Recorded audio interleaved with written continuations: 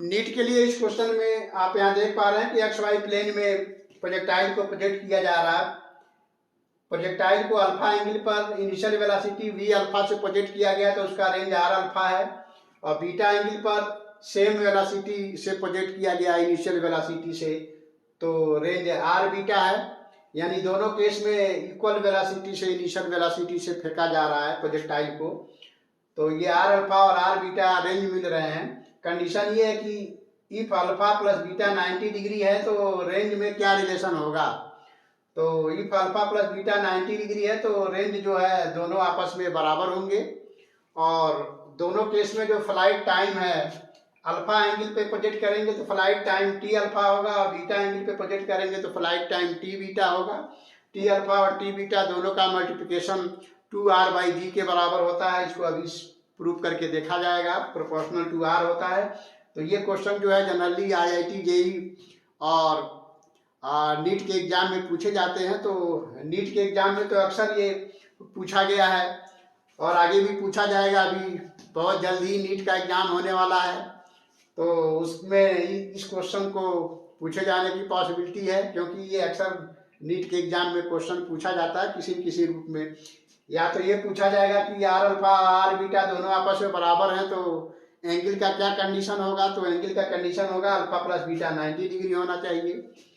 या ये पूछा जाएगा कि टी अल्फा और टी बीटा का मल्टीप्लिकेशन प्रोपोर्शनल टू r होगा या r के किस पावर पर होगा, तो r के सिंगल पावर पे होगा।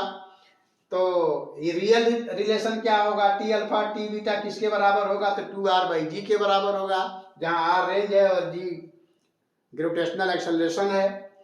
तो अब टी अल्फा और टी बीटा में भी रिलेशन होते हैं। यदि अल्फा ग्रेटर देन बीटा तो T alpha greater than T beta होगा, और अल्फा बीटा आपस में बराबर है तो टी अल्फा टी बीटा के बराबर होगा, और अल्फा लेस देन बीटा है तो T alpha less than T beta होगा। तो आइए देखते हैं कैसे जो है इसको प्रूव किया जाएगा। अल्फा प्लस बीटा 90 डिग्री है, तो ऐसे में अल्फा को हम लिख सकते हैं 90 डिग्री माइनस बीटा। अब आर अल्फा रेंज हम लिखेंगे, ये हो जाएगा v² upon g into sine 2 alpha.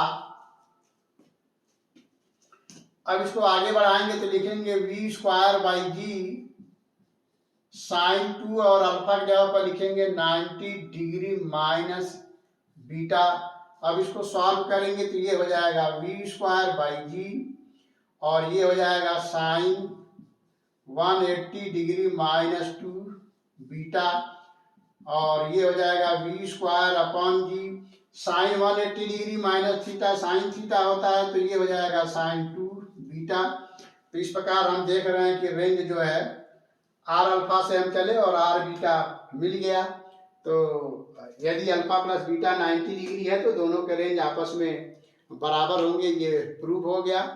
तो अब हम T alpha into T beta को देखते हैं कैसे 2r/g होगा। तो इसको मिटाते हैं,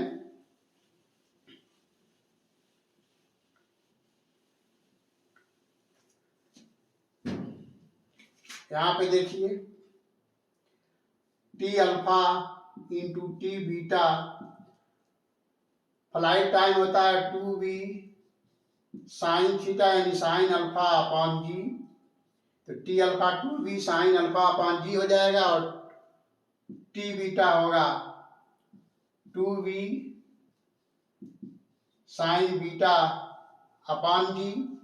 अब इसको लिखेंगे 2v²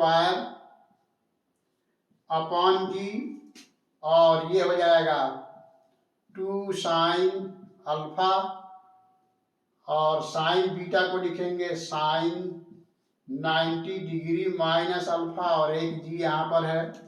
अब इसको लिखेंगे 2v²/g, और ये हो जाएगा 2 साइन अल्फा, और ये कॉस अल्फा हो जाएगा, क्योंकि sine 90 minus theta cos theta होता है, तो कॉस अल्फा हो जाएगा अपॉन जी।